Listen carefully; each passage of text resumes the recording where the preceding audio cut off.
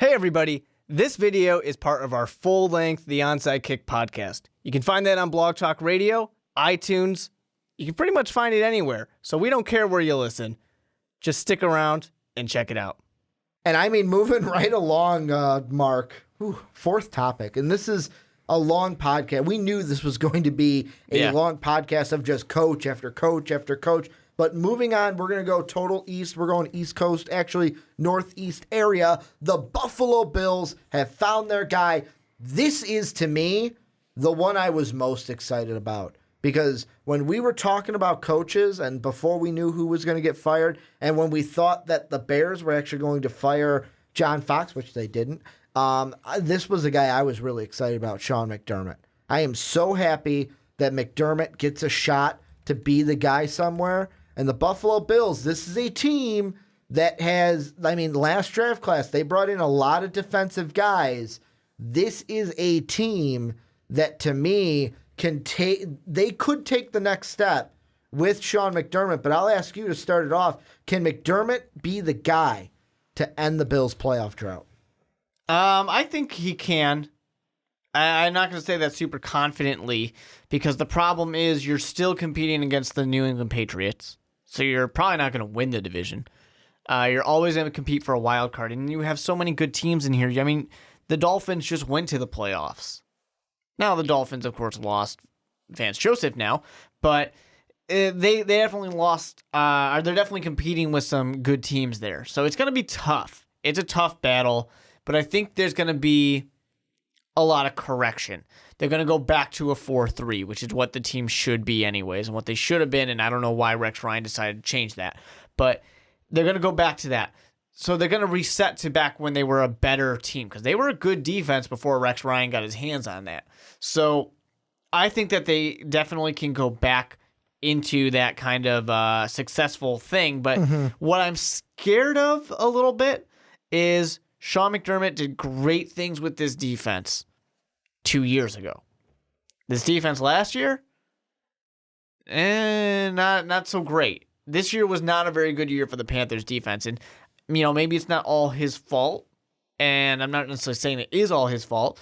But I don't know. If you were hiring him last year after the Super Bowl, I feel great about it. This year, I have some questions about it. Well, and the one thing that I just looked up that kind of makes me questionable, because I know the man very well and we were kind of when he was a head coach, but you want to know who the defensive coordinator is going to be in Buffalo under Sean McDermott?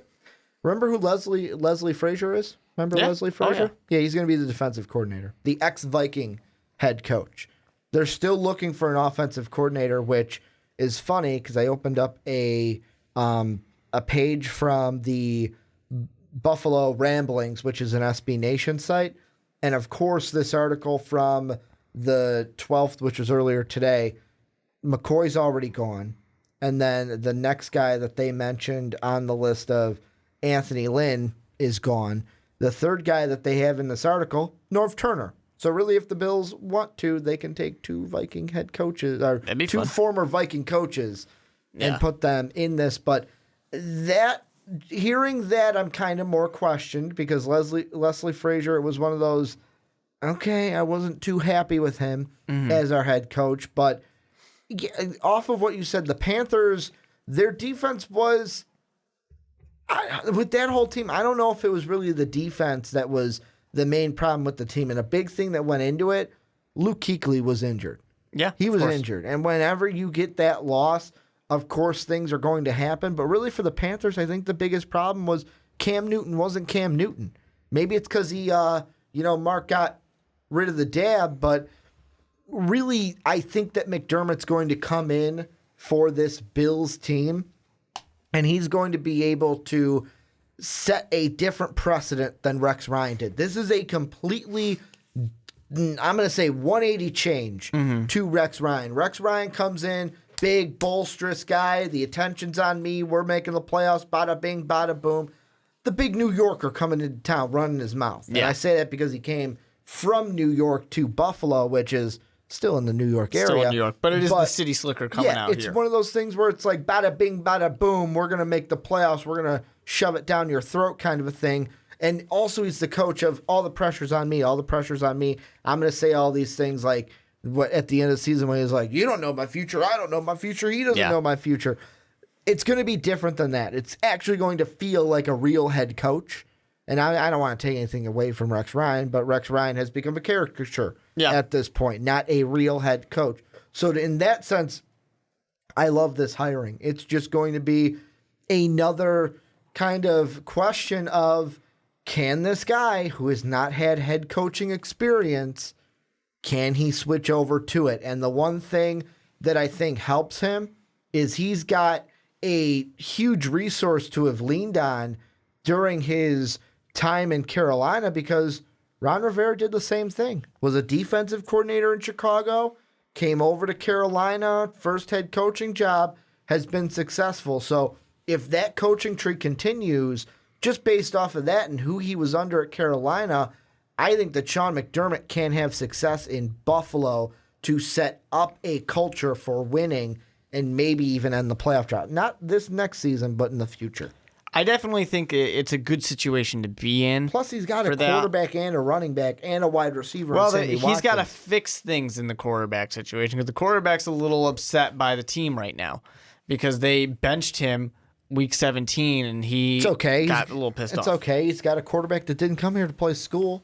It's true. He didn't come here to play backup. He didn't come here to play backup in Buffalo. Or really what it is backup's backup. I didn't come here to play third string.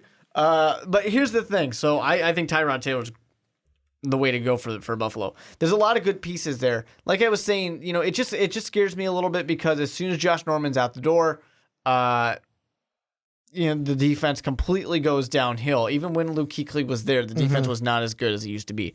Of course, that's a complete superstar, one of the best corners in the league, but still, there's a lot of pieces in place in Buffalo. This is a team that should be good. This is a team that was good before Rex Ryan got there and then took a step down, and I think you can easily bring them back up. So it's definitely a good job to be in. The first thing I think is appease Tyrod Taylor, because he is a competent quarterback who a good offensive coordinator can make into a good above average quarterback. He can elevate that quarterback play. You can do that. He is a good guy to have. He is better than any rookie you're going to get in the draft. He's better than anyone you're going to pay a lot of money for right now, mostly because you're saving the money. So that's one thing you got to do. The defense, just switch it back to the 4-3. That's who you have. You have that core already there. So go back, get that going.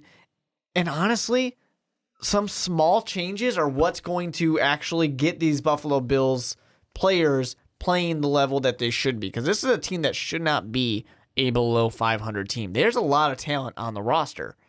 Now, I think there's certainly little things that I would like them to do, like probably draft a wide receiver. I like Sammy Watkins, but they need a guy who can go over the middle. Yeah. And Tyrod needs, once again, I mentioned this with Jared Goff before, get him that safety blanket. Get him something that he likes to just dink and dump if he has to. Another thing that is good to kind of go off of what you said is if you look at the depth chart, the first thing you will notice for the Panthers, what kind of a defense did they run? They run that 4-3. Yeah. So Buffalo, I'm assuming, would be switching back because I hope McDermott would. That's what he'd be bringing over from Carolina is what I think is the 4-3. Yeah, and I think that something that, of course, the Buffalo Bills need to focus on is, like I said, like we both agreed, is get that second wide receiver, get somebody else. But really, they need to work on that offensive line. That offensive line needs some help. I think me and you both had them going offensive line in the first round of our first mock draft. Yeah, they definitely need some help. Any team that has Jordan Mills playing is a team that does not want to win games. That's a team that does not want their quarterback to be healthy. Games. That's for sure. So, yeah, I mean, there's just some little things that need to be addressed, and then this team is ready to start competing. They weren't that far off from being able to compete for a wild card spot. Of course, they ended in 7-9, but things kind of fell apart at the end there. So, yeah, there's definitely opportunity. This, honestly, this might have been the underrated job for a head coach because of just the potential of the players you have. Mm-hmm. So I don't know. I don't think the Buffalo Bills is the sexy job or anything like that, but it's good. And the thing that's hard about it is the good thing is you're not coming into a team that's the laughing stock of the division. That's the New York Jets, where that dumpster fire is just seeming to burn. And really, it's the only dumpster fire where you're like, I don't blame Todd Bowles. I don't blame him for it. There's a lot of things wrong there. The situation is crap. You've got kings of the castle and Tom Brady and the New England Patriots. And really, it comes down to how much better are you going to be your first year than Miami? Because really, Miami's got a 1-year head start on you. They made this move last year when they brought in Adam Gase. Mm-hmm. They said, we are going to bring in a new head coach, and look what happened to them. They made the playoffs first year with Adam Gase. Now, we talked about their defensive coordinator. He is now in Denver, so and that's does a that big cause change. Miami to take a step back? Maybe it does. And the thing with Buffalo that I think is going to be the best part is, with the offense, like, there are moves that you need to make. And like I said, is Tyrod Taylor the guy that you win a Super Bowl with? He could be. He's not the guy that's going to go out there He's and not going to win you the Super Bowl. You have to have, like, I'm throwing him in the same category as the Joe Flacco's and the Trent Dilfers, both former Ravens quarterbacks when they won.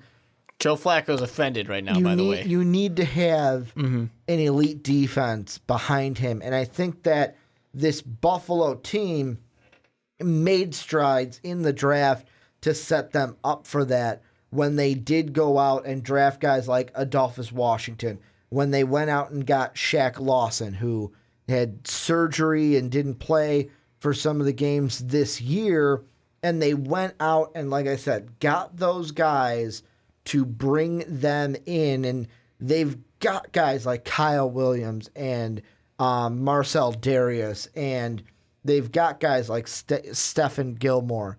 They've got keys on this defense for McDermott to work with and say, hey, I can build a caliber quality defense with these players, maybe make a few more adjustments. And that's the thing where I even look at our mock drafts, and you had them going offensive line. You had them taking the tackle out of Wisconsin, who virtually that's who I wanted them to take.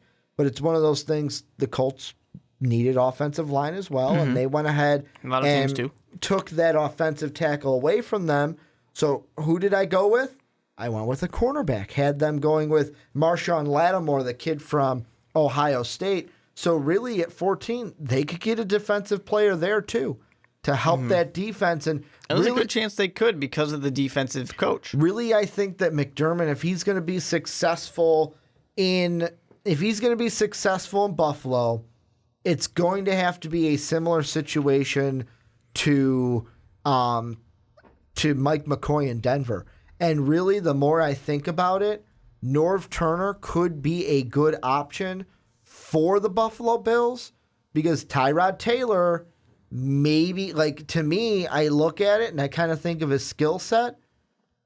A slightly bigger, looks like a stronger version of Teddy Bridgewater. Yeah.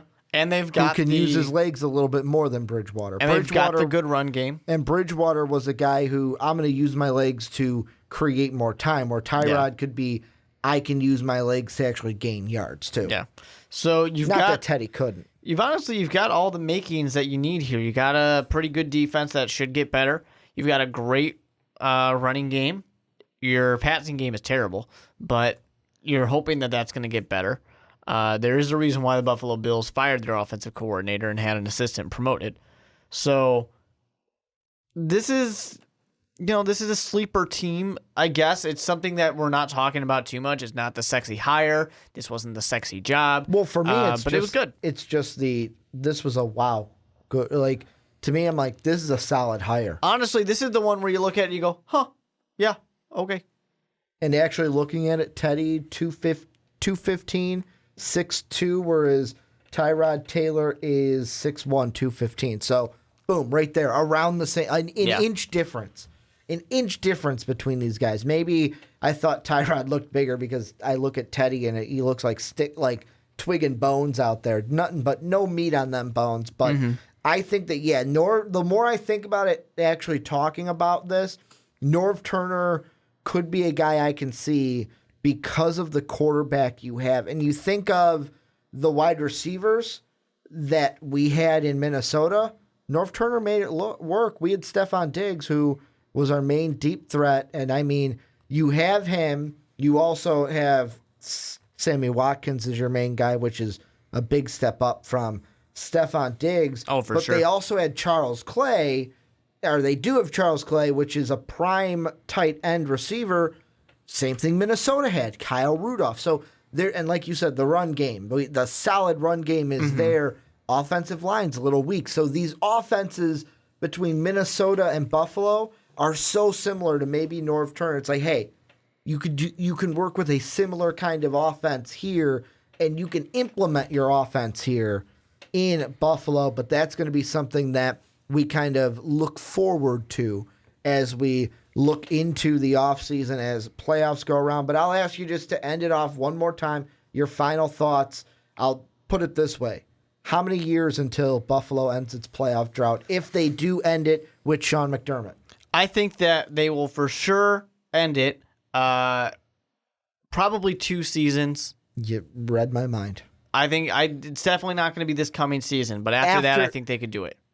Sean McDermott's second season, that's when we're seriously looking at the Bills to be a playoff team.